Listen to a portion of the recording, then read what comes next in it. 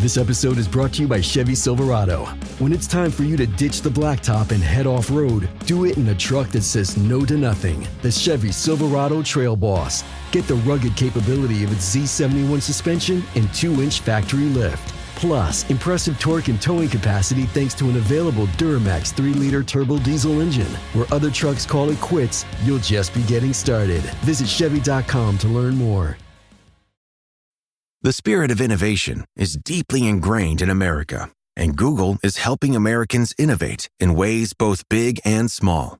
The Department of Defense is working with Google to help secure America's digital defense systems, from establishing cloud-based zero-trust solutions to deploying the latest AI technology. This is a new era of American innovation. Find out more at g.co/American innovation.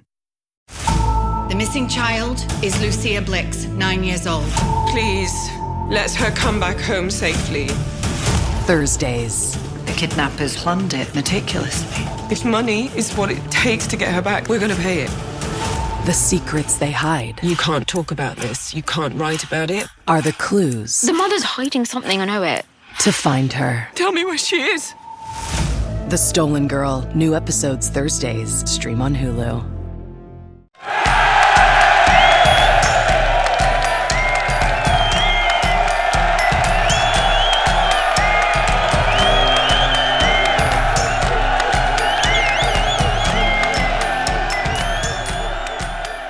Yo, yo, yo, and welcome back to the Banter Boys podcast. My name is Sanji. With me is Christian. How are you doing, boy? Welcome.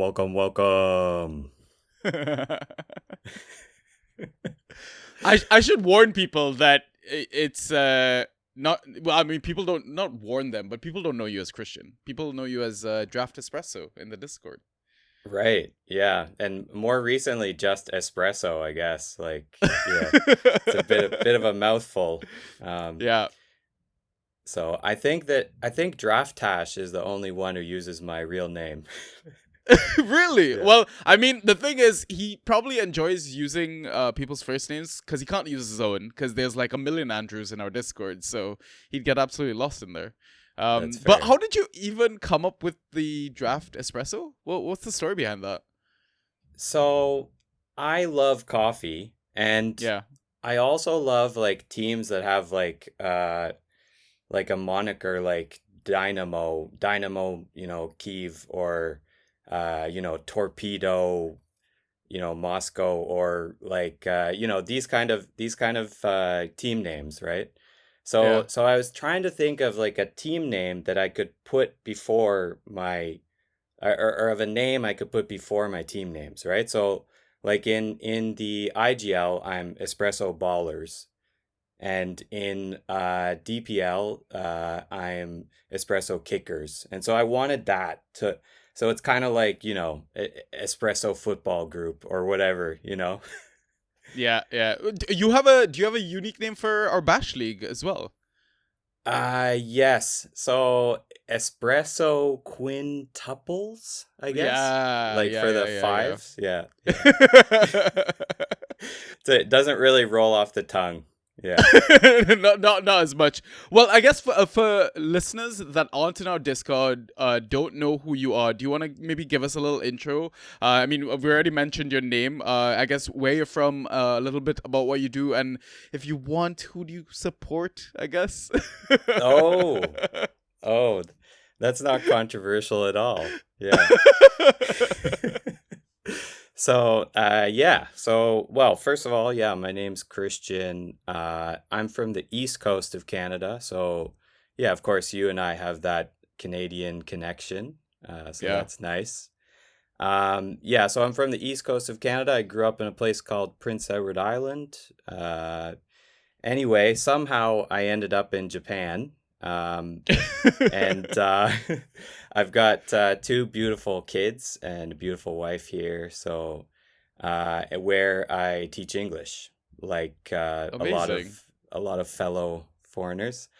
I am a Tottenham Hotspur fan. It's kind of funny. Like I mentioned Canada. Like in Canada, I'm a Montreal Canadiens fan. Yeah. And growing up, I used to make fun of my friends so much who were Toronto Maple Leafs fans. Because, you know, they won the Stanley Cup last in like 1967, I believe it is. Yeah. So, and then I chose to basically start supporting the Toronto Maple Leafs of the Premier League. So yeah, so the shoe is on the other foot. So yeah, I'm a long-suffering Spurs fan, have been for, well, a good 20 years or so. So yeah. And there's a small, I guess, crowd of you out in Japan as well, like a few Fantrax managers. I think all of you guys are in the same mini league possibly as well. That's right. Yeah. So actually, I got introduced by a guy who's in the top league of the Genie League, I got introduced to Fantrax by him, and also by our Bournemouth rep, Patrick, Yeah. the Inside Tracks rep. Zippy Patrick. Yeah. Yeah. So yeah, and so we're in a league. It's called Nihon Connection. It's been running for 9 years. Yeah, it's got a great commissioner. His name's Jake Chesser, and yeah, it's a blast. Yeah.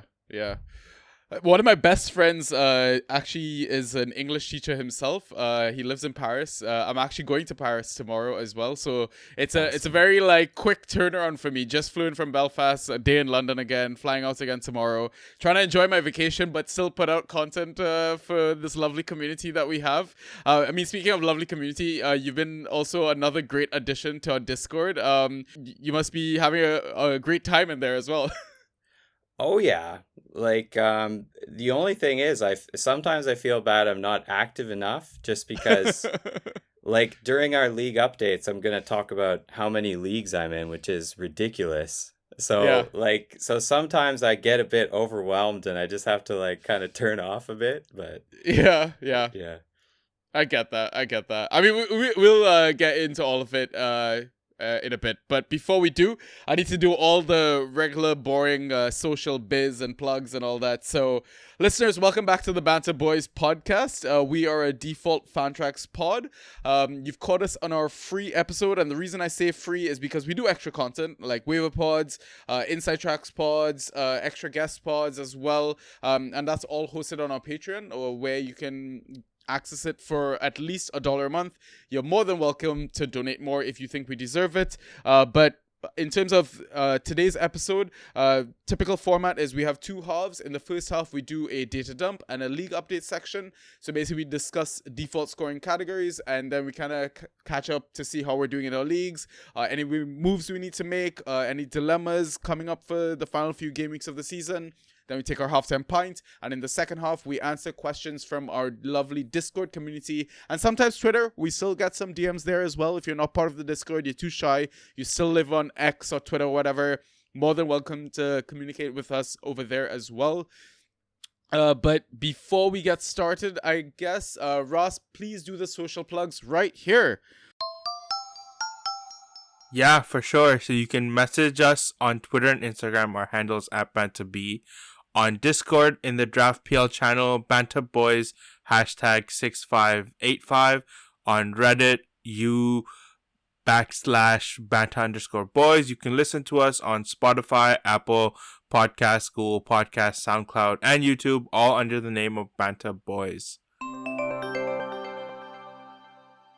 Okay, so hopefully you've listened to Ross. If you're listening to us on Spotify, if you haven't already rated the pod, please do so. Go to our main page, 5 stars. We're just a few away from that 100 mark, which is what we're kind of aiming for before the end of the season. And if you've already rated us, grab your partner's phone, grab your kid's phone, grab somebody's phone. Don't steal a phone, but just give us the rating. And if you're listening to us on YouTube, same thing. If you are not followed or subscribed, please do so. And if you have already done so, please hit the thumbs up button, because it just helps the algorithms, and it just boosts the pod, spreads the word, etc., all that good stuff. Okay, that's all the boring biz. To kind of timestamp this, we're recording Tuesday noon for me in the UK. It's evening, I guess, for you out there in Japan. That's right. There's a couple more Premier League games left as well, but I decided to record today because we at least got one game or one fixture out of all the the 20 teams because there's still Man City, Villa to play, Arsenal, Crystal Palace, and I guess I mean if you want waiver pod as well, I might actually do an earlier one because I think these 4 teams actually blank in game week 34, which is the upcoming game week as well, right? So it's a very interesting time of the season, etc. But yeah, I think I can stop waffling on for too long and let's just get started. Ay, ay, ay, ay, ay. Fantasy with the Banta Boys. All right, so we're going to start with the data dump. We're looking back at Game Week 33 so far. In terms of the highest number of key passes, 7 by 2 players, Embuemo and Pedro Porro. 5 key passes by Asensio, Odegaard, Saka, Mateus Tel. And then 4 key passes by Luis Diaz, Fulkrug, and Paqueta. Should be noted, Asensio played 71 minutes and Saka came off after 56 minutes. Quick thoughts, Espresso? I mean, what an incredible asset Brian Mbeumo has been, stepping into, big shoes after, Ivan Toney went off to get oil rich. Yeah. Yeah. Like guys who have drafted him have done really well. The guy who is dominating my IGL has him, and so yeah, hats off to him. Obviously, I'm focused on Pedro Porro, and yeah, he had a great game yesterday, and yeah, we could talk about the game. We actually didn't play terribly. Like it was pretty exciting stuff. So yeah, happy to have him in a few leagues. Yeah, in terms of the other notables, like a guy who maybe I don't follow enough is Nicholas Fulkrug. So yeah, kind of surprised to see him there. And also, yeah, fantastic. Saka getting it 56 minutes, so. Yeah, it's kind of weird to see 2 Spurs players here. No Nottingham Forest players, yet you guys lost the game 2-1. I mean, I don't want to spend too much time on this sore subject, let me call it, which is the Spurs season. But I guess quick thoughts on what do you think has gone wrong, gone right?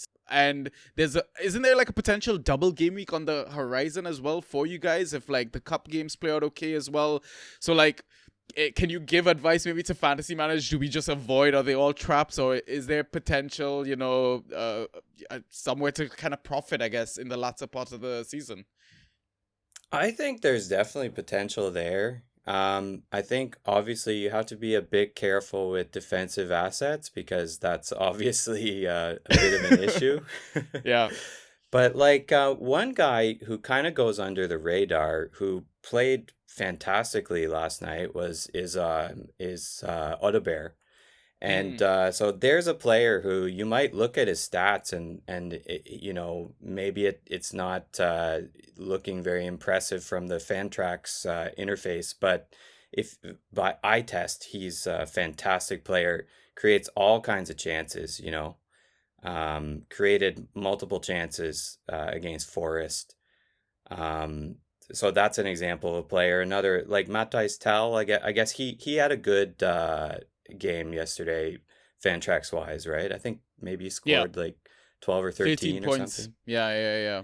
Yeah, so wingers, yeah, are a great option. Yeah, Son Heung-min's a bit of a hard one. He's been having a really hard year. I have a dilemma, should I drop him? I don't know how healthy he is, Yeah. So, but yeah, I would say in terms of the midfield, other than Bergfall and sometimes Sarr, I would probably avoid. Yeah. Yeah. Speaking in footballing terms, I think that's the main reason why the team has struggled. I know there have been a lot of injuries, but the fact is that they haven't invested in a midfield, in a proper midfield, So I love Bentancur, even Bissouma, but they're not really up to the level, and I don't think the system really matches their playing style. So that if they do stick with the manager and stick with the system, then I feel like that's got to be the priority, is to give Lucas Bergvall some support in there. Also Pepe Sarr, like he's fantastic, but also like it would be nice just if he could just be a bench option. Yeah. So Yeah. Definitely. yeah. Yeah, I kind of do hope Ange sticks around. I still think that when it's good, it's fucking great. Like smashing Man City 4-0 earlier this season as well. Like you guys have the potential to be world beaters, right? It's just way too Jekyll and Hyde.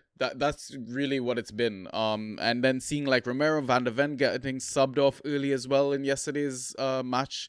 Yeah, it's just there's some bizarre moments mixed in with the brilliance. So yeah, let's hope for the best for next season. But I mean, going back to like the key pass stuff, Poro Tell, yeah, I think it's great to see Tell ghosting finally. A lot of people were writing him off. I want to say maybe a bit too quickly, just because I mean he is a bit of a big player coming from Bayern as well. I think he's got bags of talent. And yeah, he could potentially be one to like trade in for that double game week if you guys have that. Asensio, yeah, it's no surprise to see him here. Luis Diaz playing on the left hand side, you get the best out of him again, no surprise. Paquetá, I think I was a little surprised to kind of see him over here. I was kind of more expecting the Bowens and the James Ward-Prowses. Odegaard, no surprise because, he's got his boy Saka back, and Saka might have come off early because he got that nasty tackle from Leif Davis who got sent off. And, with Champions League coming up on the horizon, the semi-final against PSG, they're probably going to take it easy with him, maybe give him another start versus Palace, another early sub. But the last play I kind of wanted to end on was Fulkrug. Like Fulkrug came in with a lot of hype. Also after such a good Euros with Germany. Not the best first half of the season with Lopetegui, but then Potter came in. You expect him to somewhat steady the ship, and I think one of the players that could potentially benefit end of season is Fulkrug. This is his first start, I think, since game week 20, and the last time he started, he actually I think got a return against Man City itself. He got a yellow card as well that game. I think that's why his points look a little bit different. But yeah, he had a lot to say after they drew to Southampton. I don't know if you caught any of the post-match comments. No. What was it about his playing time? Yeah, I mean, it was just about the West Ham attitude of like approaching the fixture. It just felt like, long story short, I don't have the exact words in front of me, but it was like, yeah, we kind of just settled for the draw. Like, it's just kind of shit that, we didn't kind of push for the win. It felt like half the team wanted to go for the win. Half the team was just happy for the 1-0. And this is like such a shit way of playing football or whatnot, right? And it's kind of sad to say, but like Potter really hasn't improved things that much. Like, sure, maybe defensively they look a bit tighter, but I want to say they haven't won as many points like per match. They have maybe scored fewer goals per match as well under him. So like going into the next season as well, like it's quite worrying to think that, other than Bowen, who else is there to maybe draft? Yeah, I mean, Kudus has been a disappointment for most of the season. Yeah. Yeah, it's been very difficult. Another guy who's really hyped, James Ward-Prowse. He's a very frustrating guy to roll out, Yeah. So yeah, I can, hopefully like they see value in what Fulkrug's saying and maybe use it as to galvanize their approach. But I'm not sure if Potter's the right guy, but Agreed. to do that, or but yeah, he could be flexible enough. I'm not sure, but I am curious about is like people who have been following Fulkrug, because the thing is like maybe I haven't been focused on West Ham enough, because I didn't have my pulse on it, so my hand on the pulse, and so like I didn't know when should I roll him out, or when should I pick him up, and so like I kind of imagined these Fulkrug rosterers as kind of like Fulkrug whisperers, if I may. Yeah. Yeah. Well, I mean, I kind of noticed it, like, he was getting some minutes off the bench, and then, he got the goal off the bench against Bournemouth. And then in my head, I was like, okay, maybe this is the right time to kind of jump on him. And if he wasn't owned already, like, even if he was, still on the bench for the next fixture, I'm going to give it a bit of time, because we always see it every season, like, I want to say, like, maybe like final 8 to 10 games of the season, we almost kind of get like a hint for next season as well, because like even when Nuno came in for Nottingham Forest, like I would say Wood actually started his great goal per game ratio from the back end of last season, and again it was a hint for this season that, hey, maybe he could be the option, or the hidden gem, let's say, for a lot of the drafts that were happening this season. Yeah, and it's funny because, like, because I was thinking Fulkrug fits a certain profile, like, Wout Weghorst and like Chris Wood. I was wondering if it might be like disrespectful to Wood to put him in that category, but I feel like just because like he's having an incredible season, and but yeah, like certainly if they could set their team up more, more to fulfill his, I guess his qualities, then or to match his qualities, that would be really good. As much as it pains you or I to say that West Ham should be performing better. I mean, it's bad enough I'm related to their fans already. Oh wow, okay, I didn't know about that. My brother-in-law is a West Ham fan, and his dad is a West Ham season ticket holder as well. So, I mean, I think they're like, as West Ham fans, I would say like they're fairly content in the sense that like Potter's the right fit, like as a yes man for how the club is being run. Right. I mean, we'll see, end of next season. I think you need to give Potter time, and any manager time. I think this is a Chelsea fan. It's quite rich coming from me, but you need to give managers time, right? For them to embed their ideas and, have a proper go at things. But I mean, McDonald's meets the Minecraft universe with one of 6 collectibles and your choice of a Big Mac or 10-piece McNuggets with spicy nether flame sauce. Now available with a Minecraft movie meal. At participating McDonald's for a limited time, a Minecraft movie only in theaters. Roll baller Alonzo Ball for Buzzballs. Ready to go cocktails. Take 12. Buzzballs just dropped their biggest blue balls. Script says Biggie's blue balls, Lonzo. Take 13. Blue balls just dropped their biggest buzzballs. Let's try a vocal exercise. Buzzballs, Biggie's, blue balls, buzzballs, Biggie's, blue balls. Big balls just dropped. Get blue balls this season with Buzzballs. Please drink responsibly. Buzzballs available in spirit, wine, and malt. 15% alcohol by volume. Buzzballs LLC, Carrollton, Texas. At Sierra, discover top workout gear at incredible prices, which might lead to another discovery. Your headphones haven't been connected this whole time. Awkward. Discover top brands at unexpectedly low prices. Sierra, let's get moving. The reason I'm just so high on Fulkrug as well is, like, lest we forget that this was a striker that got to the Champions League final with Dortmund as well, right? Right. Full-fledged international striker, like I mentioned, his run during the Euros. So I feel he's got a lot more to offer than like your Evan Ferguson. Yeah. Well, I think like the hard thing is, on one hand, you say like this is a West Ham side that has the like quality players like we've never seen before, right? But on the other hand, like, is it the fact that the rest of the league is also increasing in quality, and so it's a bit of a false equivalency to say that this West Ham team should be performing better. Although I probably do like hold that position because like, yeah, they have incredible players by West Ham standards. Yeah, they really do. On paper, great team. There you go. Right, like Totti says, great. What does he say? Great on paper, shit on grass. Yeah, love that saying. All right, let's move on to our next category, which is shots and how many on target.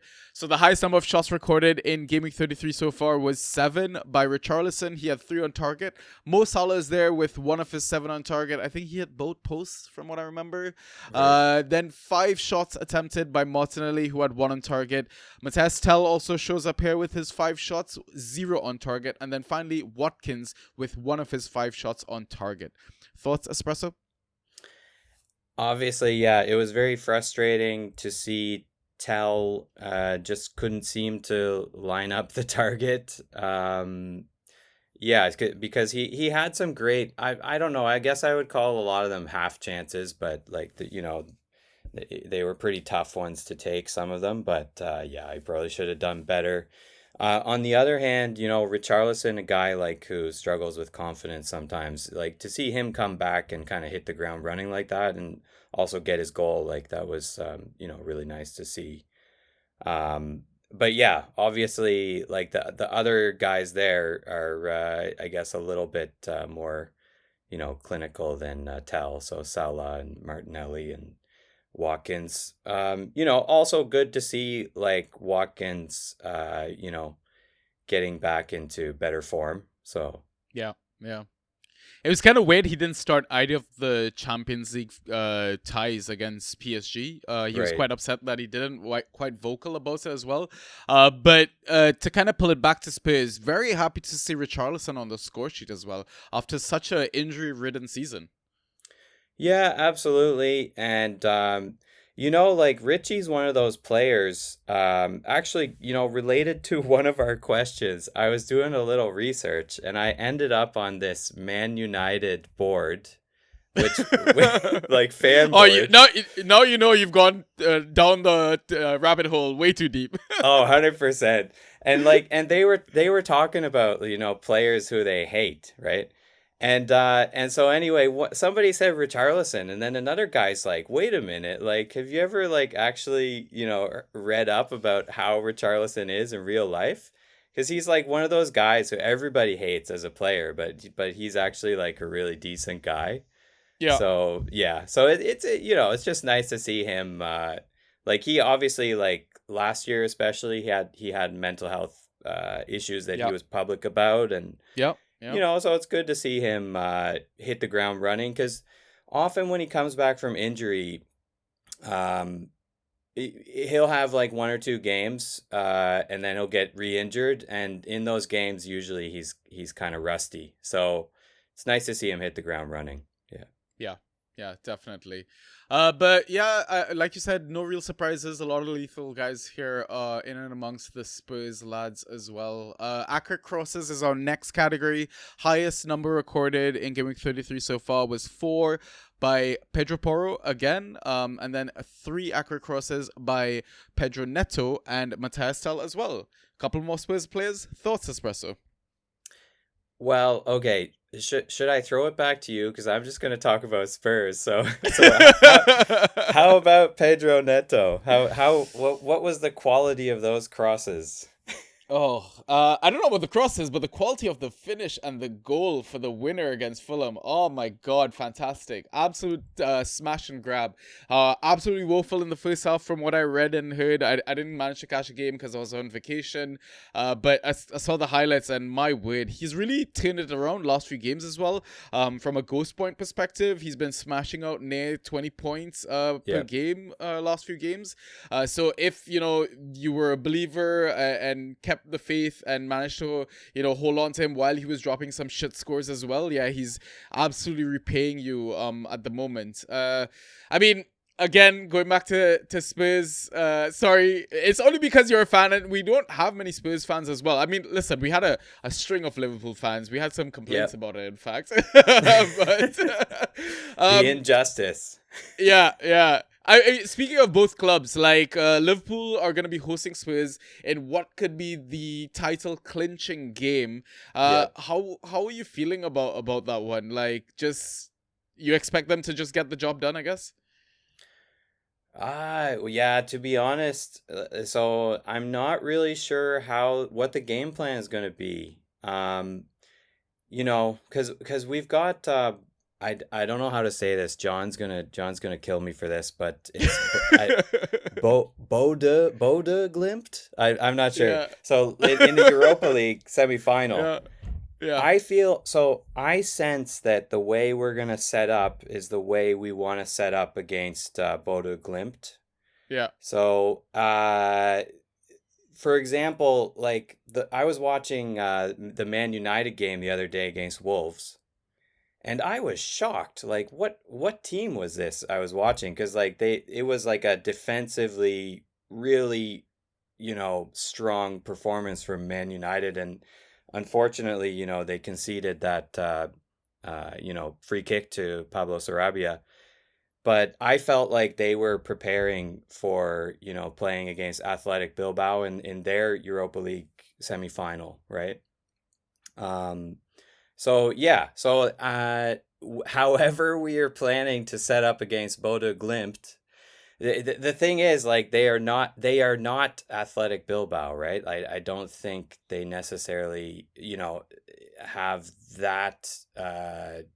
Well, actually, I should be careful because I'm gonna curse us. But like at the very least, I'll say it like I don't think they have the same approach to the game. So let's say it that way. So yeah, I'm not really sure like how it's gonna go, but I feel like it could either we could show up as really defensive like we did in the second leg against Frankfurt, right? Where we won by a penalty, and otherwise it was probably the best defensive performance we've had since Ant has been there. So, or it could just be like a total crapshoot and, 4-3 either team. So I don't know. We'll see. Yeah. We'll definitely see. I mean, like Spurs fixtures, to kind of highlight it, like away to Liverpool, then like you mentioned, Bodo Glimt, the Europa League semi-final is just a few days after that, because it's midweek, and then you got West Ham on the weekend, and then Bodo Glimt again during the week, only a few days after that, and then Palace on the other side of that Europa League fixture. So I'm gonna assume that you guys maybe suffer in the league, prioritize the Europa League, and hopefully get to that final, hopefully lift some silverware. It would be quite nice for Ange after such a bit of a headache of a season, miserable, ups and downs, all that sort of jazz, and a bit of respite maybe from some fans as well. Yep, absolutely. Now we move on to extra categories. So just the outliers for these. So tackles won, the highest number was 7 by Dorgu. He did that in 58 minutes. Dispossessions, there was a high of 5 by Garnacho and Awoniyi. The interesting thing about Awoniyi is that he got those 5 dispossessions in 13 minutes, coming on as a sub. Interceptions, there was a high of 3 by a few players here. Estupinian, Idrissa Gueye, Dean Huyson, Christian Norgard, Luke Thomas. Clearances, there was a high of 11 by Muriel. Successful dribbles, there was a high of 5 by Doucouré and Marmouche. Aerials, there was a high of 7 by Virgil van Dijk. And block shots, there was a high of 3 by Greaves, Ndidi, and Tuanzebe. Thoughts here, Christian? First of all, like eye test wise, Dorgu was really good in that game. Obviously he left before they conceded, but it was a free kick. So, but yeah, he's definitely a guy I'm having a look at because check your waiver wire. I'm pretty sure he's available in some leagues. Like Awoniyi is a funny one. Like when Chris Wood was on international duty, and he right when he got injured and he went off against, I don't even like, it was against a Pacific Island, I guess, right? Something like that. Yeah. So he went off, and I went and grabbed Awoniyi as cover, and it's like, no, this guy, this guy is this guy's not cover at all. Like I don't know what happened, like, because I feel like last season he had some decent hauls, but I guess he's just not been able to hit the ground running this season just because Wood's been so good, and I think maybe he may have had injury problems. I'm not sure, but yeah, he had a bit of injury as well, because I remember I think when he scored at one point off the bench in some convincing win that Forest had, he absolutely broke into tears as well. And when players do that, they kind of gone through a lot in the season.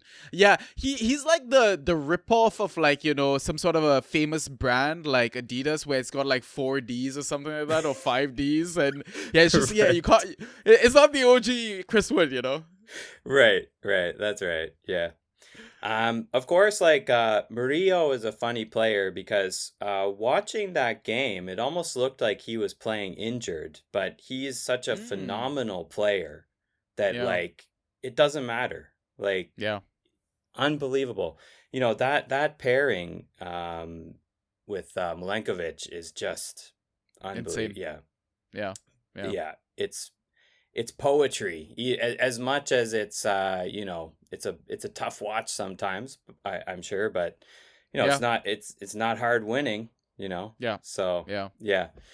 But anyway, Murillo, it's good to see like Doucouré is kind of like ticking up a little bit, you know. Like maybe we're seeing a little bit of you know, what we saw last season. Playing for the contract, man. That's right. Yeah. So, by the way, on the interceptions, like I'm not sure. Like I don't really know his game, Luke Thomas. I don't know your game, but it was a bit of a surprise to see him there. With all due respect to Fantrax Fox. Yeah. Oh man, I need to somehow get those guys back on before they leave us for yet another season. Yeah, absolutely. Yeah, it was really sad to see Leicester kind of just absolutely peter out. Like no sort of fight. Like it's a Leicester that I don't recognize at all. And I hope they turn things around. But I guess to go back to your original point about Dorgu, I 100% agree. He's definitely an asset that I'm keeping my eye on, especially for next season's draft. I feel like he could be a bit of a hidden gem, just because of like how far up the pitch he plays, like giving me Munoz vibes, I want to say, and I feel like he could be on the end of some attacking returns come next season. Well, and he's also a really tidy defender, so you know, which I mean, that goes really well with the attacking, you know, because obviously guys on the wing who struggle defensively, you know, sometimes they're in and out of the squad, so depending on the fixture, so yeah. So now I think what we do is move on to our league updates. Espresso, since you are a guest, I'll let you kick things off. Tell us how Game Week 33 is going so far with IGL and then your home league. All right. Yeah. So maybe, okay, I'm going to get this out of the way. So in addition to IGL and my home league, I am in 6 other leagues. So that is a total of 8 leagues. So I'll just quickly go through the other league. So DPL, I'm headed for defeat.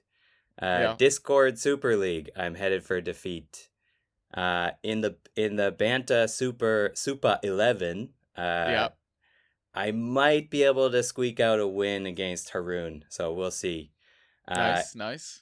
In the Bash, I've managed a win against one of the best players, Frenchie Demba. So thank you very much. Considering I'm the second worst.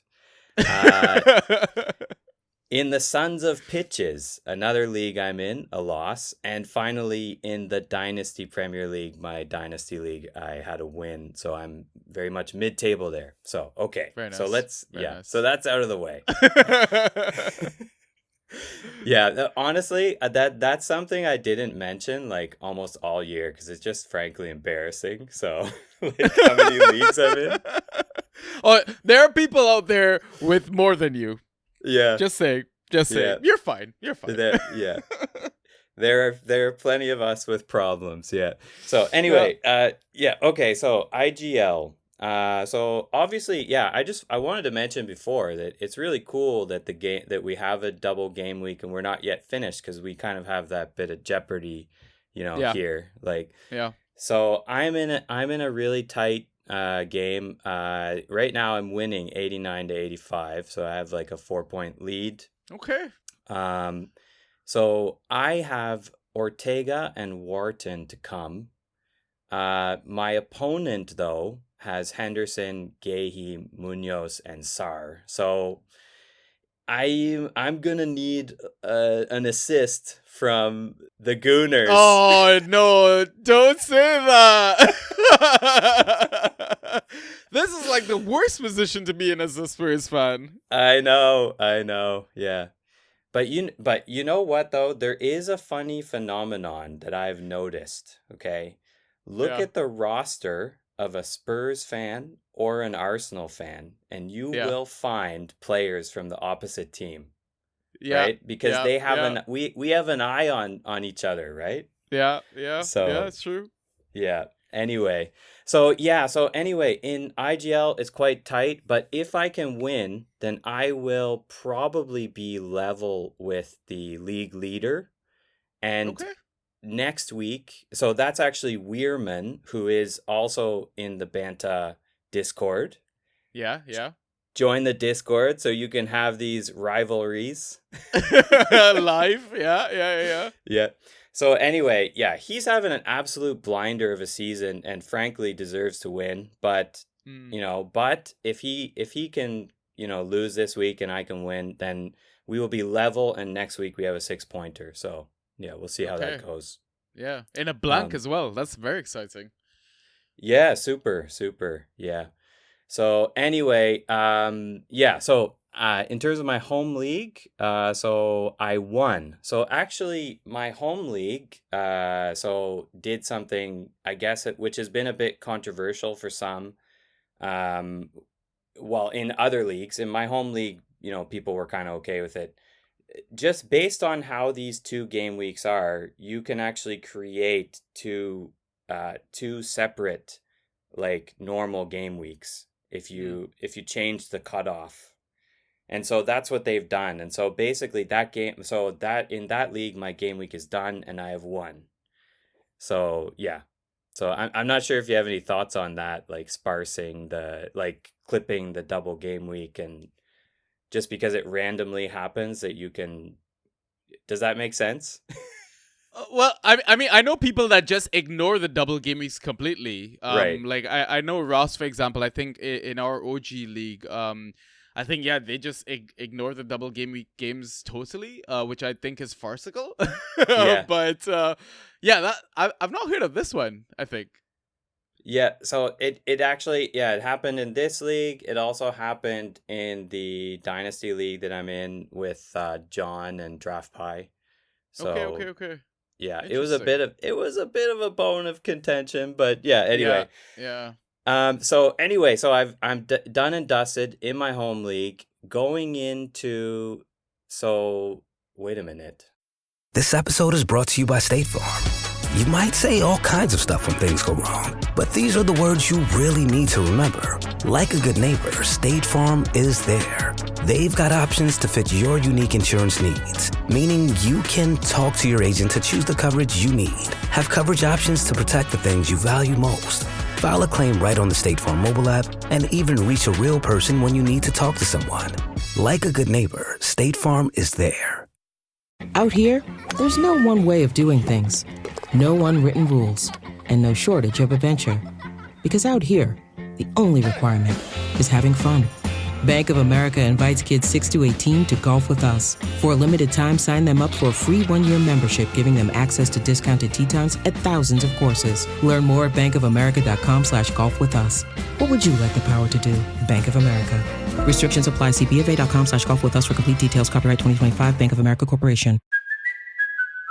Hey there, travelers. Kaylee Cuoco here. Sorry to interrupt your music, great artist BT Dubs, but wouldn't you rather be there to hear it live? With Priceline, you can get out of your dreams and into your dream concert. They've got millions of travel deals to get you to that festival, gig, rave, sound bath, or sonic experience you've been dreaming of. Download the Priceline app today, and you can save up to 60% off hotels and up to 50% off flights. So don't just dream about that trip. Book it with Priceline. Go to your happy price, Priceline. We are going into game week 34, right? Yeah. Next week, yeah. Yeah. Going into game week 34, it's the last game, and I am 3 points behind the leader. Okay. Yeah. But I have the superior points difference.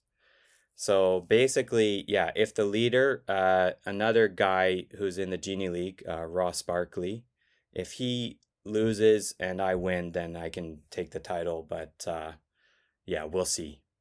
Some exciting times. Yeah.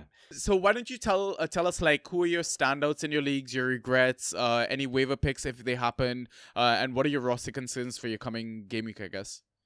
Well, okay, so there is a regret that I have from gameplay itself, and that is the fact that Dejan Kulusevski got Tofaloed, so Yeah. he had that goal line clearance, which was frankly absurd. Like, Yeah. so yeah, that was too bad. Like, that would have been really nice because it's in a very tight game that's not yet decided for me. So we'll see if I regret that in the future. Yeah, in terms of standouts for me, so in the IGL, Pedro Porro, Ortega, what a pickup. Yeah. Yeah. So actually I want to give a shout out. There is a GK goalkeeper group in the Inner Circle server, so on Discord. And yeah, it's thanks to that group that I rolled out Ortega, and yeah, right on. Housen, obviously. Housen, fantastic again. Chill guy Dean. Chill guy Dean. Oh my god. Yeah. Anyway, yeah, and of course Cunha. Yeah, Cunha. Yeah, What what a more beast, can I man. say? Yeah. So speaks for himself. In home league, I guess the only other players who helped me out, Lacroix, Paqueta, like we mentioned before. Paqueta is kind of upticking, which was a pleasant surprise. Like he's no longer Joe Linton level. He's kind of like and Quiet Mo with an 8.5. I'll take it. Yeah. As a Mo owner, it's been quite depressing the last few game weeks. Like, he's visibly dropped off, like, his levels. I mean, obviously, like, last game he was unlucky. He hit both posts from the same shot, but maybe we get that final hurrah out of him. Home game to seal the title. Maybe he wants to get that golden boot as well to finish the season. So I think there's still more to come from Mo. Let's say. What about your regrets? Yeah, so in IGL, I had this idea to pick up Zinchenko, and I didn't. In my home league, I picked up Zinchenko, but I benched him, and he I guess in my home league scoring, he got 16.5, I think, but I'm not sure, something around there.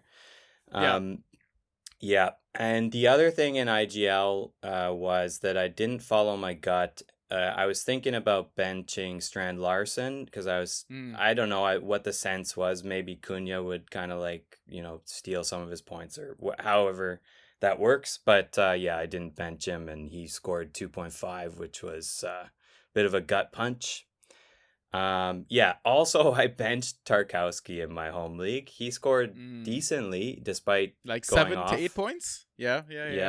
So yeah. The other thing, so my home league did that whole thing about like not creating a or how to say, cutting off the double game week, right? Yeah. And so I had this like overarching idea of who I wanted to play, and I started Wharton, and probably shouldn't have started him. Yeah. Because it was just for the one game, right? Yeah.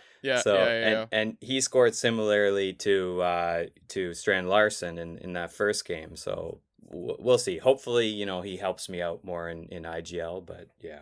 Yeah.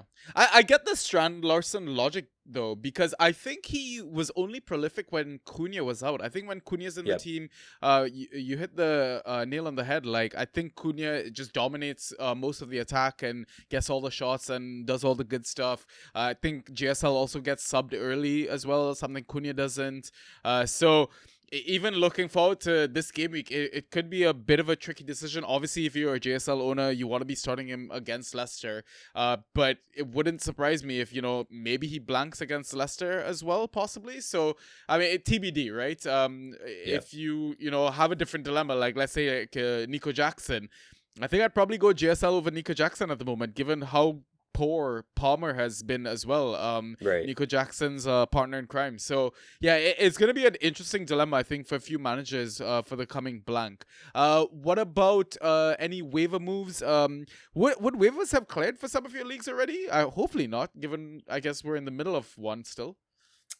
You know what? Now that you mention it, there might be like a waiver clearing like in like 19 minutes, but Do you want to go set that right now? no, it's fine. It's fine. Well, if we get to pints, we'll see, but no, it's fine. Yeah, It's fine. Yeah. Okay. So, yeah, I'm sure somebody else is sleeping, you know, and while I'm busy here. Yeah. But yeah, waiver problems, yeah, or who I'm going for.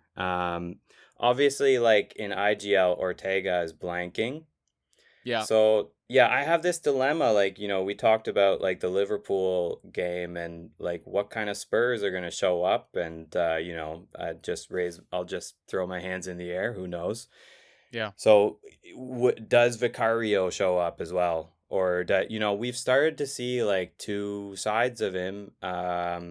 And yeah, so like obviously he was not sharp against Forest, and it cost us. And yeah, the thing is, like, I vehemently defend goalkeepers because I think they're often treated unfairly. But yeah, I think he's been switched off a few times recently, to be fair.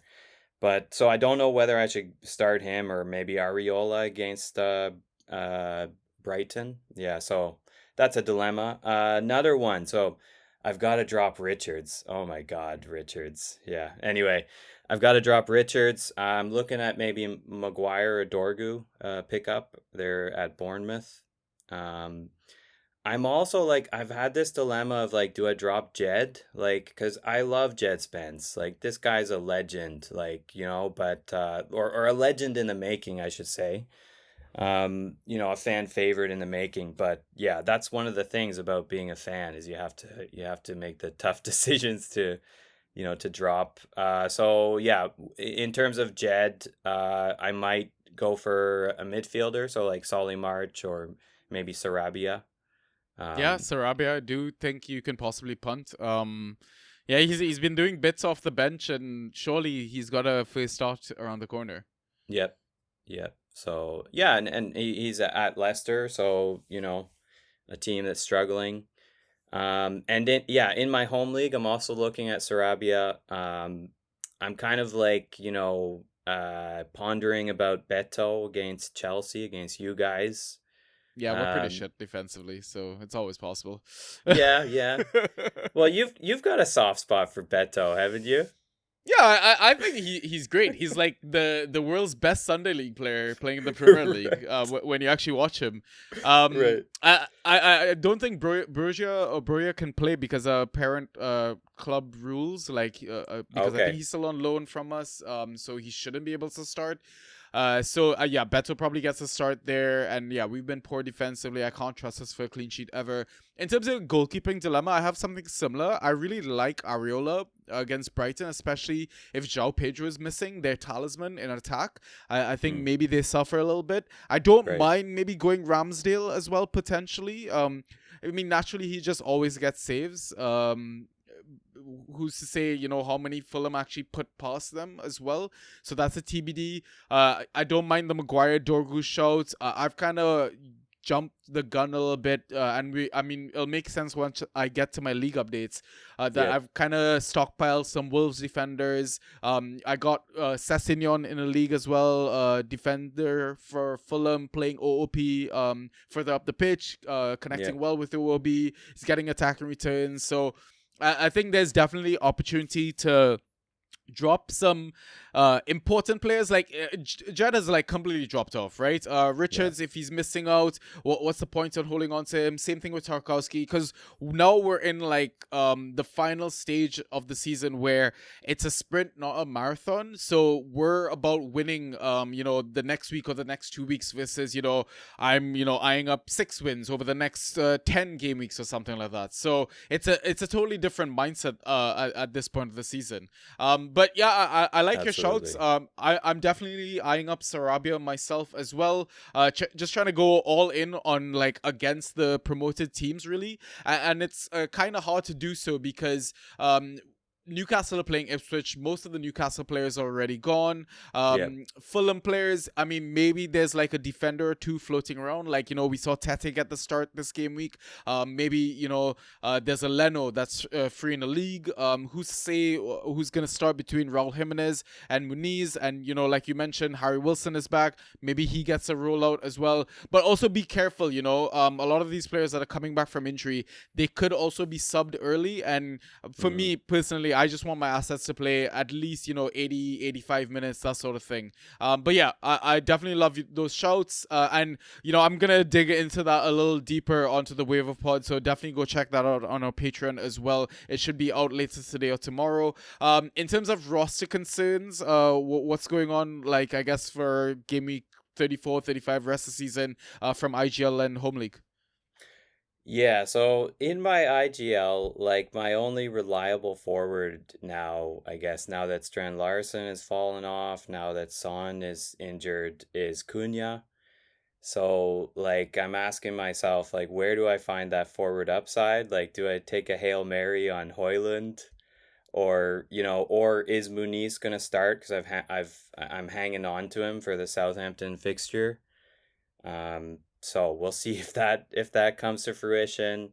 Also in IGL, like, it's incredible that this team is in second place. I have no idea how, because my midfield is just so inconsistent. Like, Gordon, Kulusevski, Wharton, James Ward-Prowse, Joe Linton being like, my primary, my midfield engine. It's yeah. This is the shit on grass team, right? Yes. Yes. Absolutely. I see in your notes the upside punt of possibly going Hoyland. I need to speak you off that ledge. I really do. Oh my god, he's so bad right now. Oh my god, he's missing so much confidence, lacking so much confidence. Like, oh, I know, yeah, but I think, like, I'm not sure if I'm imagining this, but I think like a month or a month and a half ago, I did stream him and he got like 8 points or something. And so, yeah, take those points and run. Don't go back. Don't. Right. Yeah. So anyway, because I feel like since Vitor Pereira like took over in the league, like Wolves have been like one of the best teams in the league, like on form. Because I think over the last 10 games, like if you make a form table, I think Wolves are second, only behind Liverpool. They've won 7 games, drawn 1, lost 2, scored 16 goals, conceded 9. Like Vitor Pereira has changed the energy, the atmosphere. I mean, he's out in fucking like Weatherspoons or wherever, drinking with the public as well. Like, he's a total man of the people. Well, like this guy is making bank where in like Qatar, and he comes in, he comes into the Premier League, and suddenly, like, if his team continues this kind of form, they're Nottingham Forest of next season, right? Yeah. Like, that's a great point. Yeah. Definitely. Like, Cunha needs to be going first round if he stays. Oh yeah, absolutely. Yeah. It would be lovely to see him stay, just because, like, speaking in terms of drafting, it's really tough, like, when one of those marquee players moves and then you don't know how they're going to integrate and all of this, like, he's the talisman for this team, but the team he will go to, he will certainly not be the talisman right out of the gates. He's not going to go to another mid-table side or, lower mid-table. He's going to go to a big side and, big fish in a small, big pond. Anyway, forget about that analogy. We know what you meant. It's okay. Yeah. So, yeah, but, anyway, just to wrap up with the roster concerns. So, my home league. So, like, what do you think about Tarkowski? Is he done? I'm going to wait on pressers. Okay. Because obviously, like, a hamstring injury, it's not something that you can recover from quickly, I would say I'd usually give it like 2 to 3 weeks. And this is based on like personal experience. I'm not no professional athlete by any means, but just based on like how the human body works, like what's the point in rushing him back, to be honest? So I'd hold on. Let's see what David Moyes has to say. I feel like he's fairly transparent with his news as well. If Tarks is out for the season, then yeah, obviously easy drop. If he says, he's out, like, let's say 3 weeks, it's possibly a drop as well. I mean, also consider whether or not you're in playoffs, whether or not it's a league format as well. I mean, obviously you can pick up Michael Keane. I don't think like IRL he's a great replacement, but sometimes he's proven that he's great at fan tracks. Maybe you go Jared Branthwaite if you want to make that switch. But yeah, it's like we were kind of mentioning a few minutes ago as well. It's like you got to possibly make some big calls, right? And if that means, stockpiling for Gaming 34 and you need that win. And I mean, we're going to get to my league updates as well. And I'm in a very similar dilemma as well. I'm considering it. Not going to lie. I'm considering it. Yeah. Well, we have to. Like you said, it's this point in the season, so. Yeah. Yeah, and the other thing is, like, you mentioned Michael Keane, but I don't think like he's really trusted, and so it could be like O'Brien slots back in, and then somebody else like I don't know, Patterson or whoever goes on the wing. Good point. Yeah, great point. Yeah. Also got to drop Zinchenko. That was a blunder of a stream. And the other question is Solanke gonna start, or are they gonna keep him on ice? For Bodo Glimt. And, should I play Ortega again in the second game of the double game week, which in my home league is game week 34 Man City. So I don't know if Ortega should, maybe I should just take that and run because, it's Man City defense and, all that. Yeah, I mean, like, that means, like, your game week is basically starting today, right? If they're including if I understood the situation right. So it's whether or not you play Ortega tonight, almost. Oh, well, thank you for the reminder. To be honest, like I've been just like so focused on the podcast, I've forgotten about my leagues where there's no double game week. Yeah. So the thing is, I do expect Villa to score though. Like, they look so good. They're chasing Champions League. Like, I think maybe both teams score as well. So like, you could potentially think ahead, but again, like, I don't mind Ortega as an asset. I think I would probably stick with it. If there's no one else better around, just roll with it. Maybe, I don't know if Edison, we get some updates, like Pep might mention as well. Like, obviously, if Edison's fit and he starts, easy drop. But then wait on the update from Pep and see, if Edison is ruled out for the rest of the season. I don't mind Ortega rest of the season whole. They also have really easy fixtures rest of the season, also chasing Champions League. Yeah, you could be in worse situations, honestly. Well, I mean, the thing is, like, when Ortega comes out, at least he scores. At least he puts up a score. Like, I there's something about him being there that kind of attracts more shots. I have no idea what it is. Like, and he is a better shot stopper, I think, than Ederson. Ben Chickens can correct me if I'm overstepping. I mean, the only thing Ortega doesn't have is the upside of these ridiculous assists that Edison keeps racking up every season.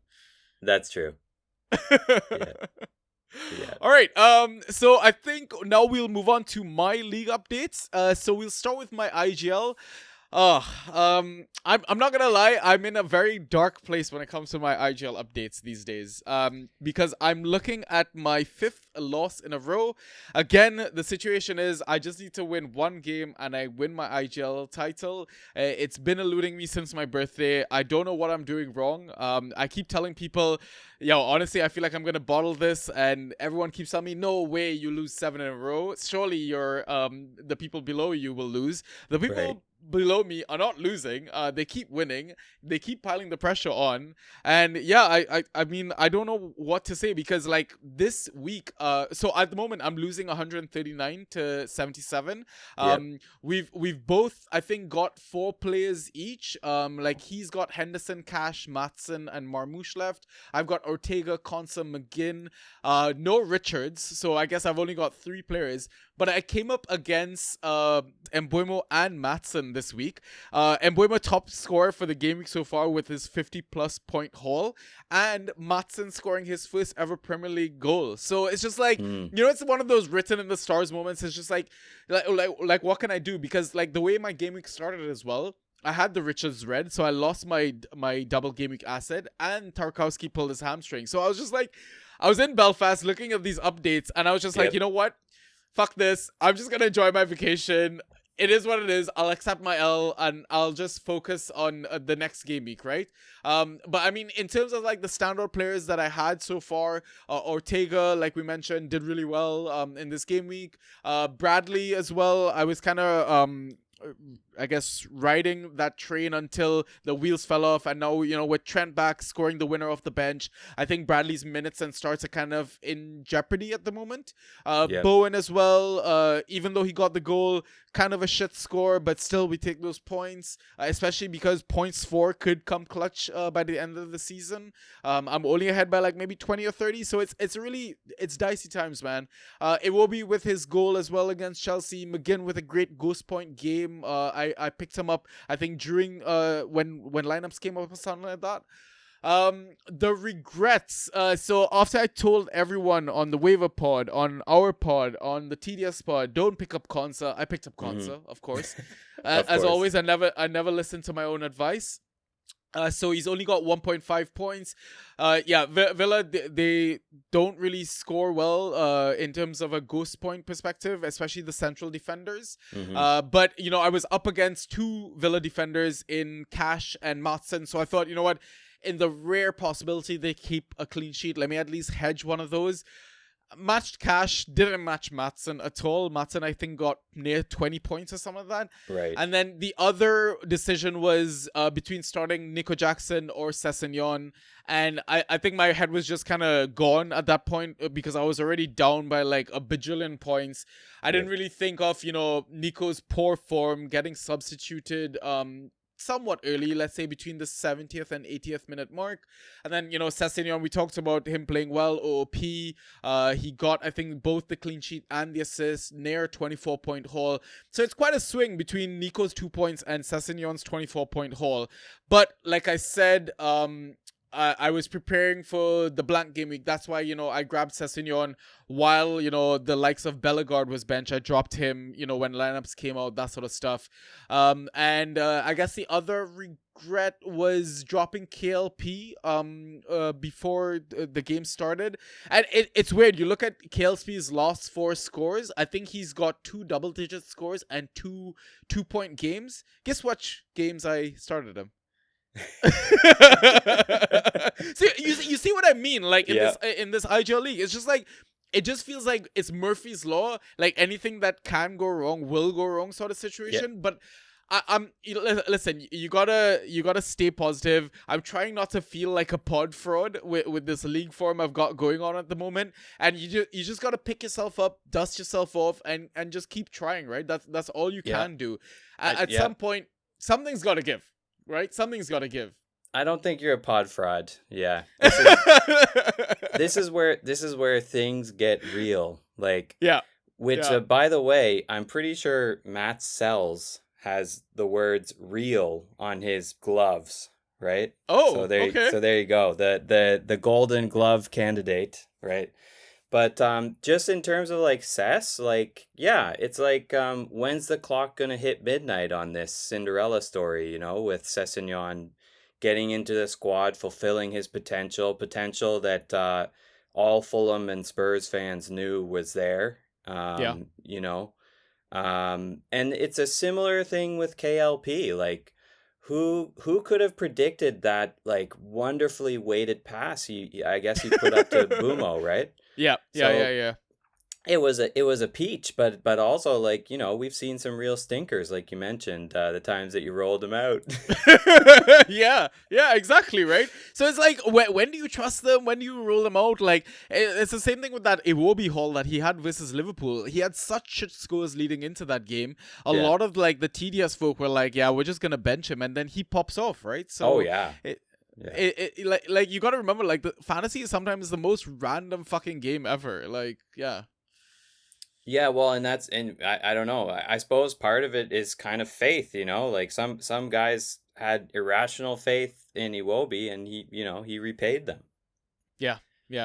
So I'm just, you know, again, like, just hoping for the best for Blank Game Week 34. So during the game week, what I was doing was, like, I was just kind of focusing on pickups for the next game week. So, like I mentioned, I grabbed Sessegnon, and I also grabbed Nelson Semedo, just hoping that, you know, that Leicester stays toothless for the remaining part of the season. And I think I've got Totti there as well. So I think my opponent for that game week also doesn't have a full roster. He's got one share of Agbadu. So it's kind of looking good, because I look at my opponent for next game week, and I think he's missing quite a few of his, like, so-called studs, because I think he's got Foden, who's blanking. He's got Declan Rice, who's blanking. He's got Tielemans, who's blanking. So I'm in a fairly decent position. I want to say, like, he's got Muniz, he got Jadon Sancho, he's got Strand Larsen, Jota, so he's still got some decent attacking assets. So I think my biggest dilemma really for the next game week is, like, am I gonna bench Nico Jackson possibly? Yeah. Can I ask a question? Definitely. Did you check your opponent's bench? Yeah. So his bench is Aaron Wan-Bissaka, Amad Diallo, Muniz, and Sancho is on his bench. Right. In his lineup so far, he's got Jota, Strand Larsen, Virgil van Dijk, Neco Williams, Christian Romero, Agbadu, and Alisson. So it's gonna be a very interesting matchup. Because, like, I've got a full 11. Minus, I mentioned, the goalkeeper I need to change, but I can still pick up, I think, 2 more players, because I can still drop, like my Konsa and my McGinn as well. I'll probably hold on to McNeil and Tarkowski until the end of the game week, but if push comes to shove, maybe drop them just to get that fucking win over the line. But yeah, it's time to win my fucking title, man. I'm done playing with my food. The reason I ask, you know, is because you said we are sprinting towards the finish line here, and we got to pull out all the stops. And so, like, something I've been doing for those blank game weeks is I've been benching players who are going to start. so my number, it looks like, you know, so I might have like 7 players, but really I've got 11, you know.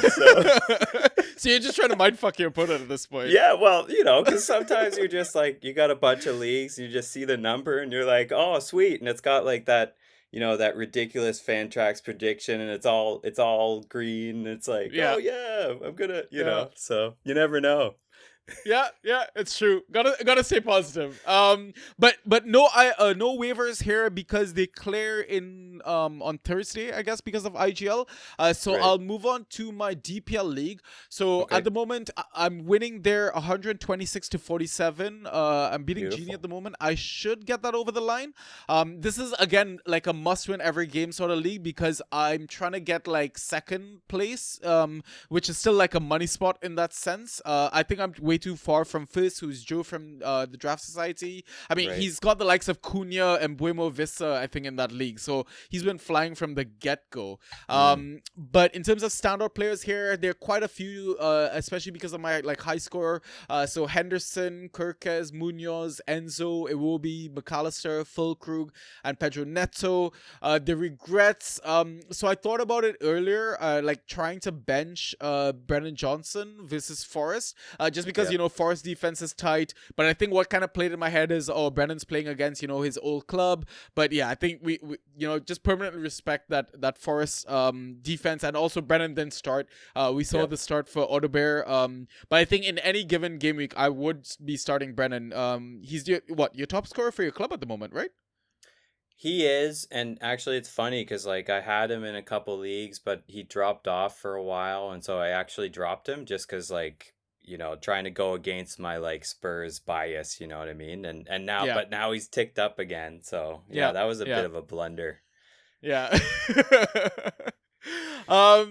Waiver pickups, again, nothing would have cleared here because it'll clear on Thursday. So again, I just made early moves. I saw Partey was benched, so I didn't decide to roll him out. I was already like doing okay for the game week. So I thought, what, let me just grab Semedo again, planning for blank game week 34. And I think the only concern again with similar to IGL, I do need a replacement goalkeeper, and I've got like one flex position here as well. So it's looking okay going into the final stage of the season. But those are my league updates. I think now what we'll do is take our halftime pint, and then we will be back after the break with some questions. So we'll see in a bit.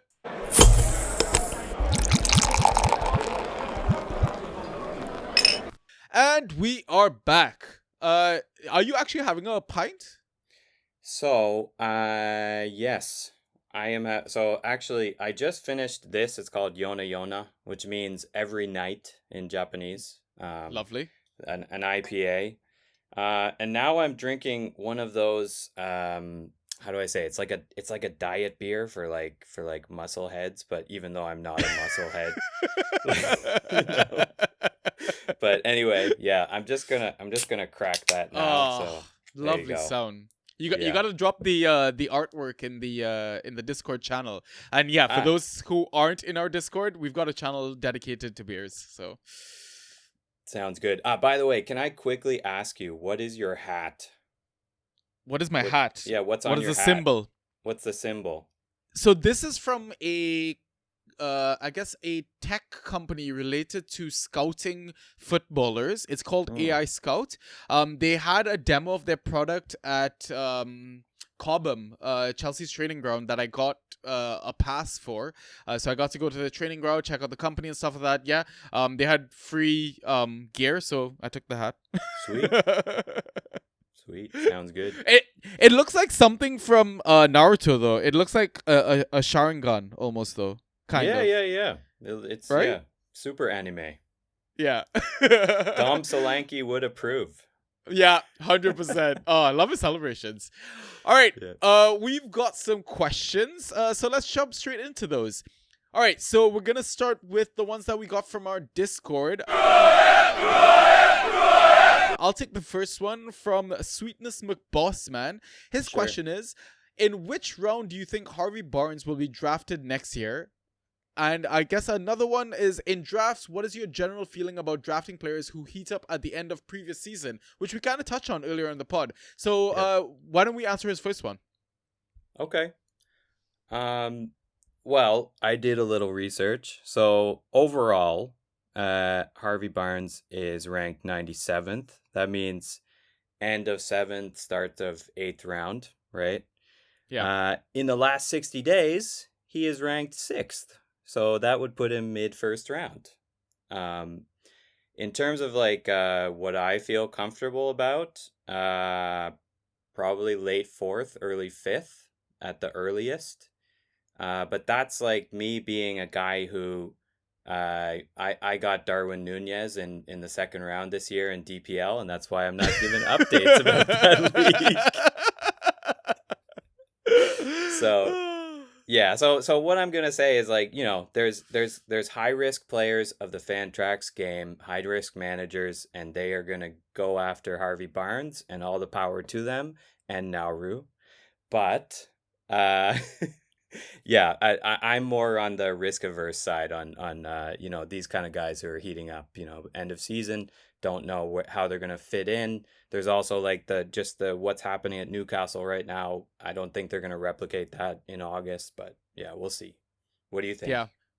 Yeah, I mean, I'm always hesitant on going to teams that have Europe for the first time in a while, or that they're not used to, that sort of stuff. You always notice the drop off, right?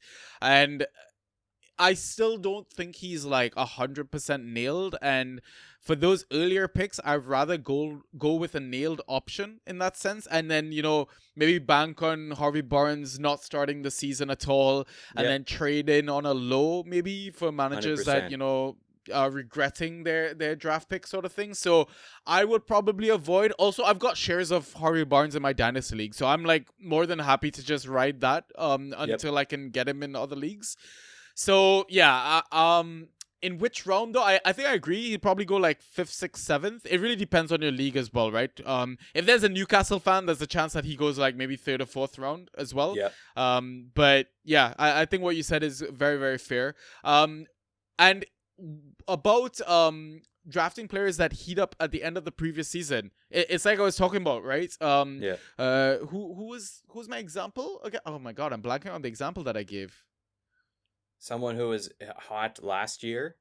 Well, someone who was hot last year was Chris Wood, right? But earlier in the pod, Fulkrug. That would be my pick for next season, right? If he's gonna, go guns blazing in the final few game weeks of this season, I'm definitely gonna make a note for next season's draft.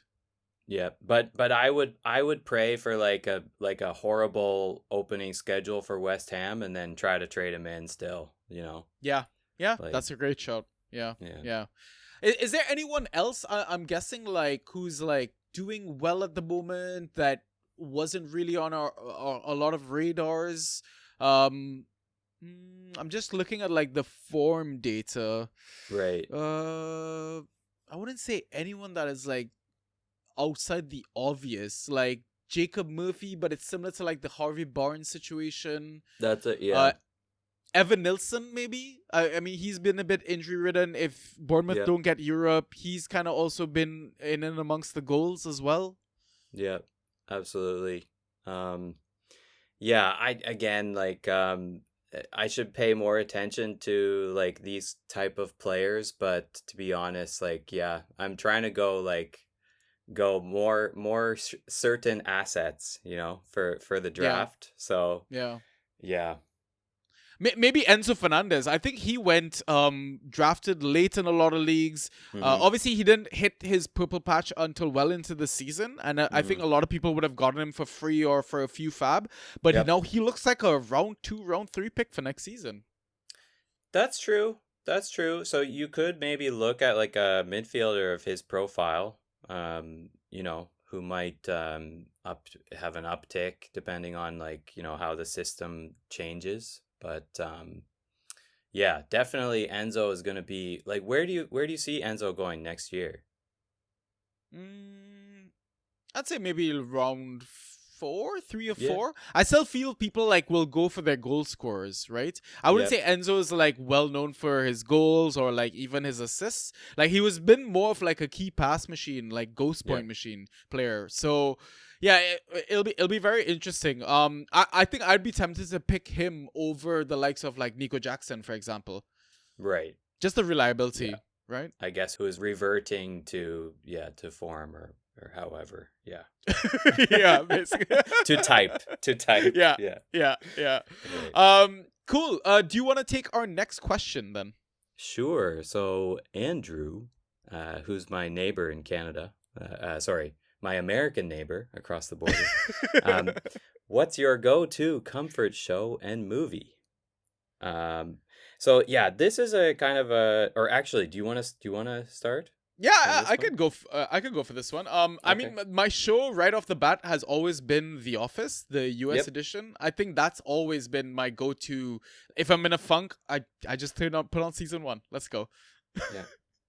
Yeah. So for me, it's going a little bit back, but Seinfeld, like I just absolutely No soup for you. Yeah.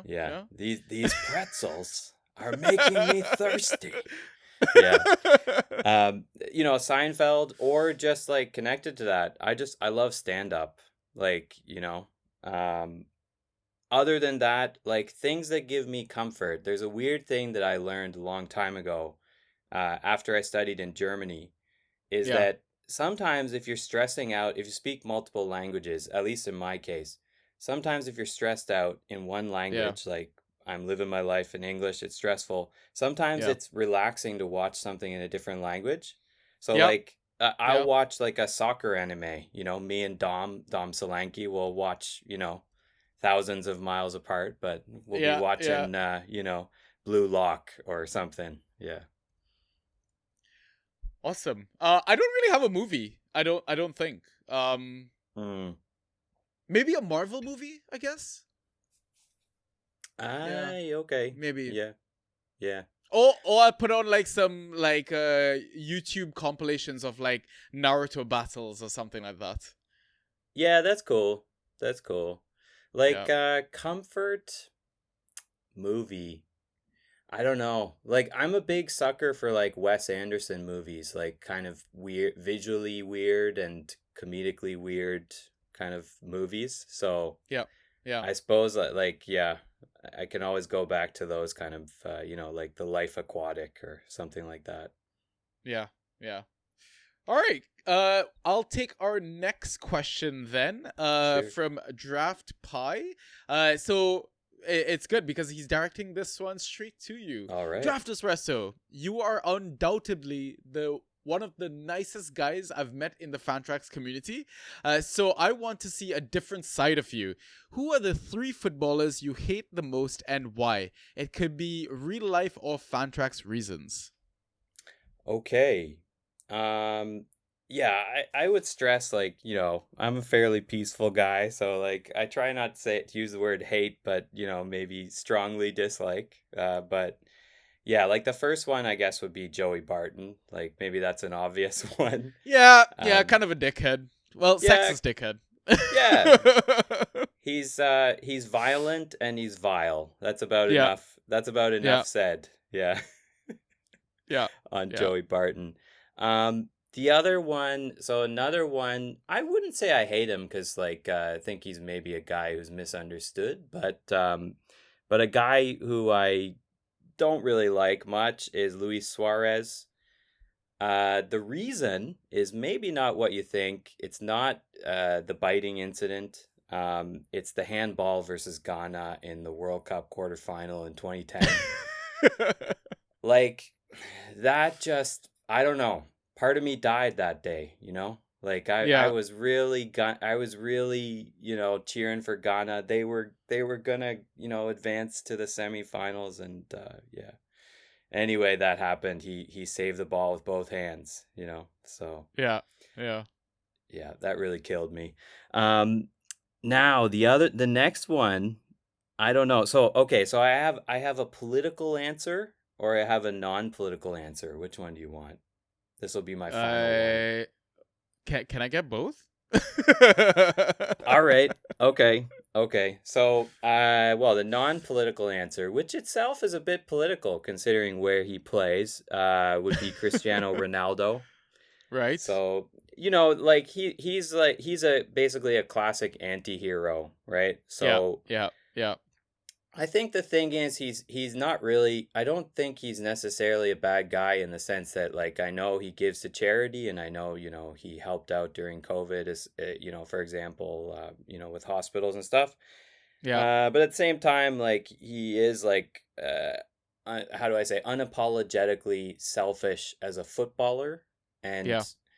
as a lover of the game, I don't feel like he promotes the collective aspect of the game, which I think is more important. So yeah, there you Yeah. go. The other one is, which is more political, is Paolo Di Canio. Yeah. So, and I guess that's basically, you know, because he gave you know, a quote unquote Roman salute while he played for Lazio, and he was very unapologetic about you know, how, you know, distasteful that was. So, yeah, Yeah. there you go. Yeah, and he's a West Ham fan, so rival player, I guess. Yeah. There you go. Yeah. Yeah. You know, but again, people are complicated. His knee slide when he was manager for Sunderland was magnificent, right? So like, yeah. You know, people are multidimensional. Yeah. Yeah. Agreed. All right. Do you want to take Sweetness's next question? Yes. Okay. So say you could propose trades in real life that could include players and managers. What trade offers should Chelsea and Spurs send out to the other EPL teams to try and get back a new manager? Ooh. So, what do you think?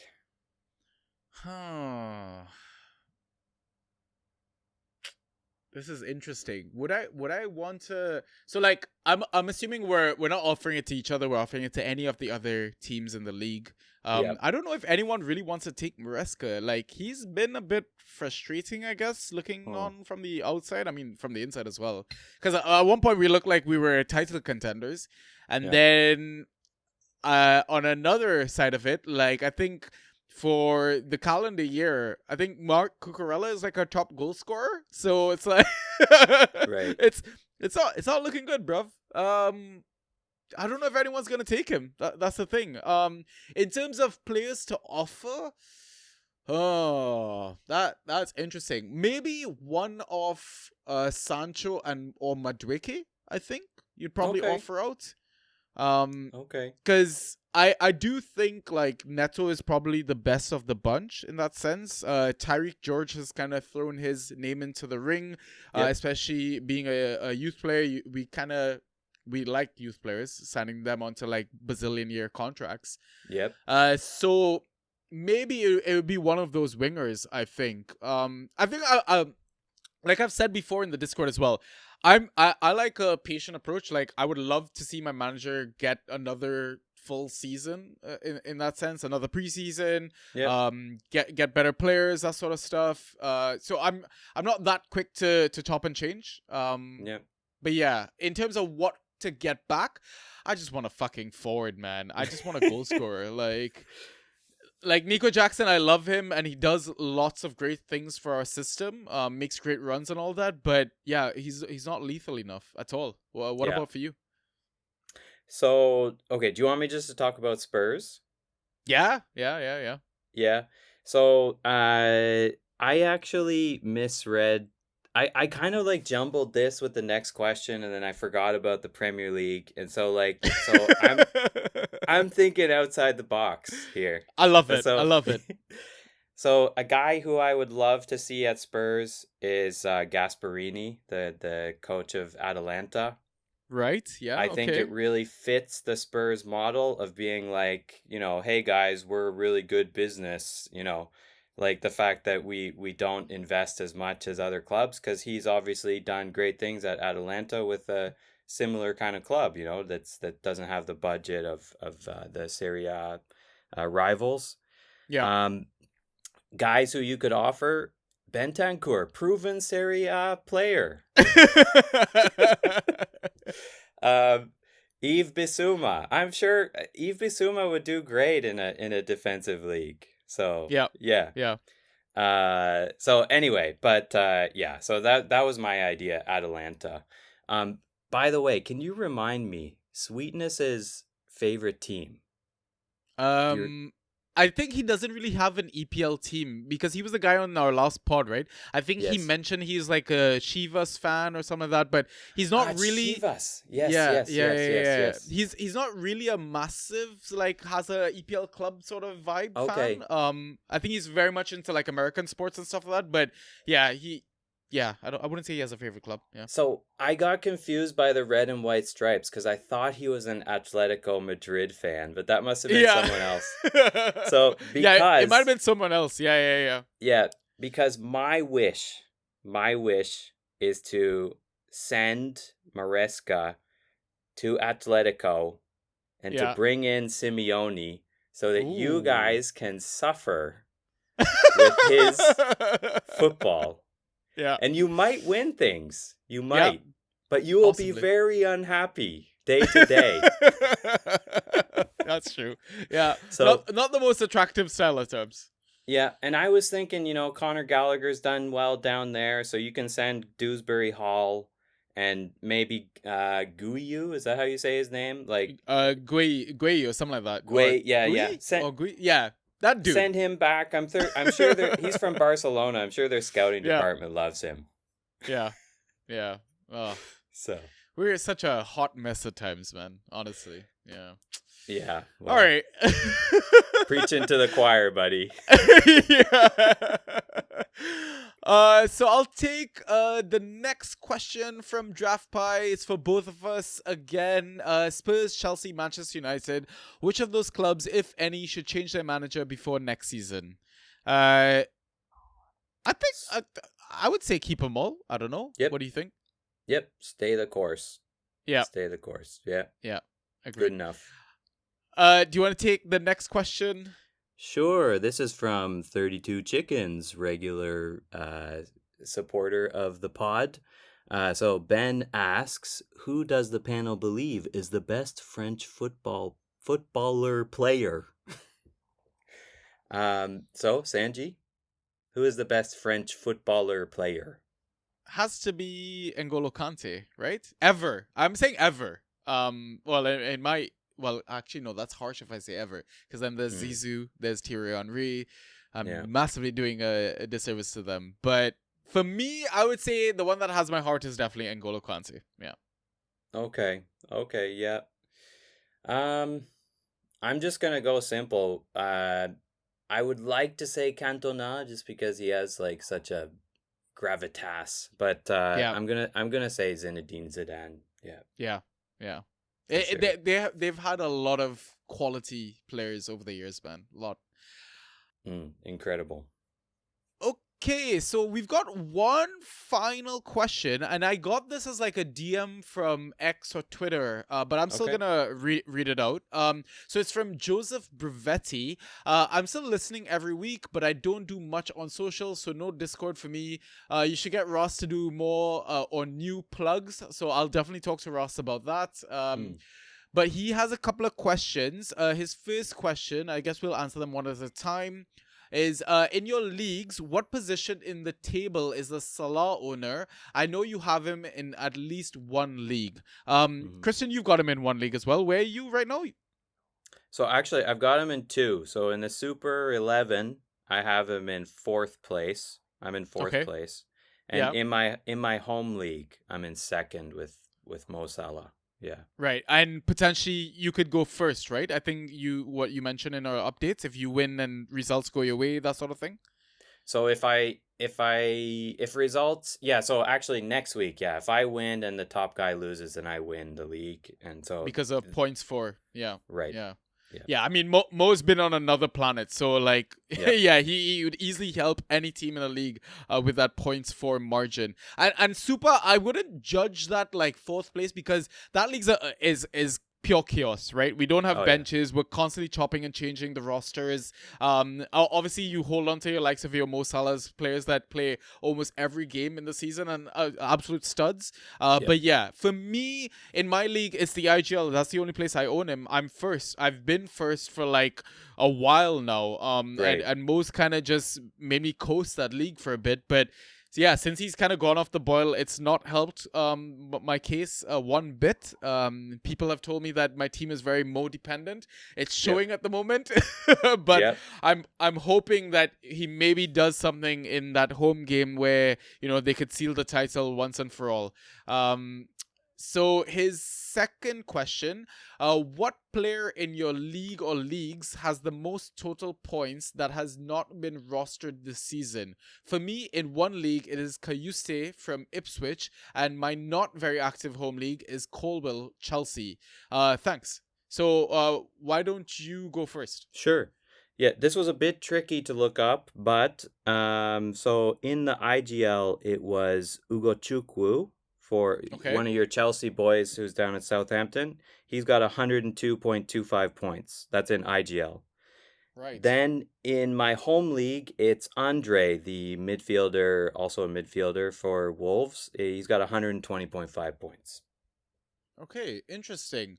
Well, I mean, if we're counting, is it like fit or injured players? Because there's a lot of injured players that are available in the league, right? Like Leo Lewis Halls, Magalhaes, Ryan Christie. I'd say the next but two guys who players- have never been rostered, right? Oh, never been. This Wait, how do season. you check that? I'd have to like do some fancy schmancy setting stuff, right? What would you do for that? It was very involved. Like I had to. So yeah, that you had to. It showed like 0% on the CVS. But I'm forgetting which category it was. So. Right. Is it like one of those trends or schedule or one of those tabs that we never ever explore in our lives? Trends. Yes, it was trends. Right. Yes. Okay. Yeah. And did you go like rostership percentage or active percentage, I guess? I think it was active percentage. Yes. Yeah. Okay. And then if it's at 0, then they've probably never been rostered. Yeah. Right. Oh, So- I'm gonna have to do some. Hold on, let me click through a little bit. I Okay, think the I can lowest. tell you a few Yeah. other players like Yeah, who, definitely go for it. Yeah. Yeah. So like in the IGL, a couple other players who were never rostered in my IGL, they might have been rostered in other IGL leagues, but like for example, Fulham's defender Diop, Yeah.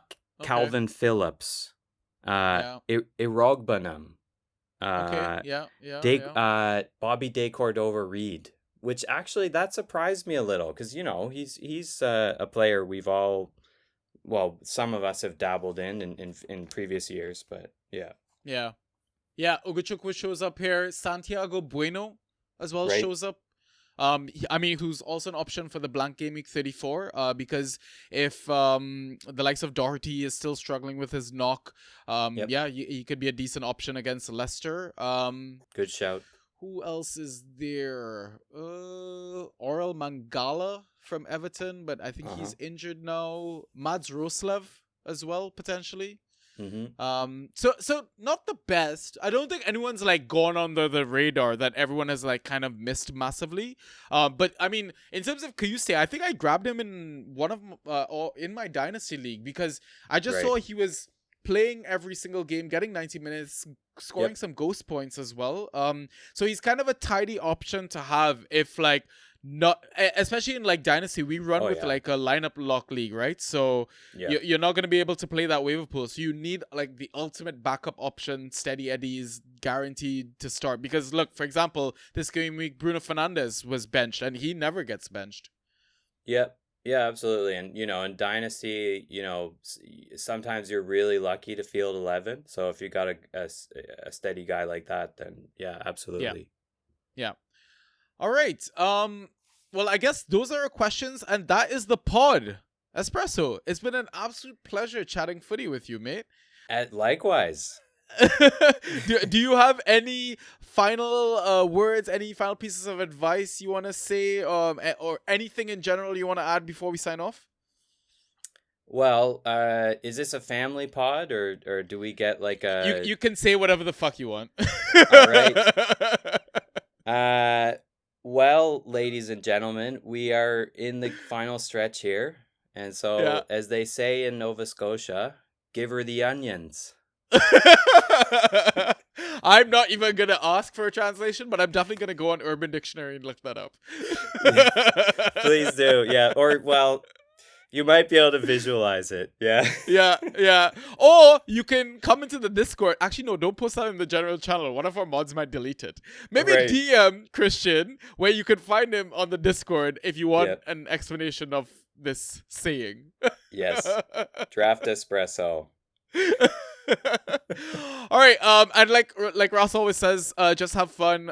And again, remember it's a blank game week. The teams that are blanking: Arsenal, Crystal Palace, Aston Villa, Man City. I'll probably jump into like waiver pod or even pod with TDS. I think I'm taking my mic to Paris, so I'll probably record while I'm there.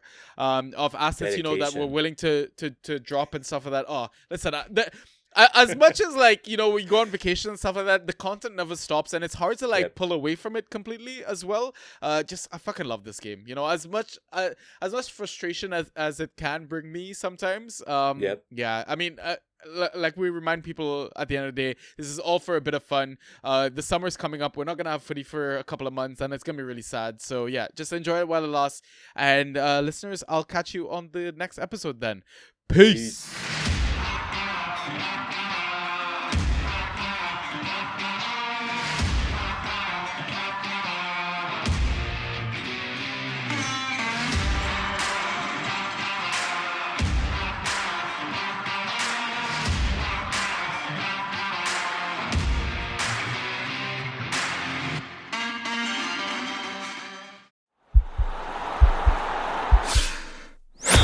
This podcast is part of the Sports Social Podcast Network.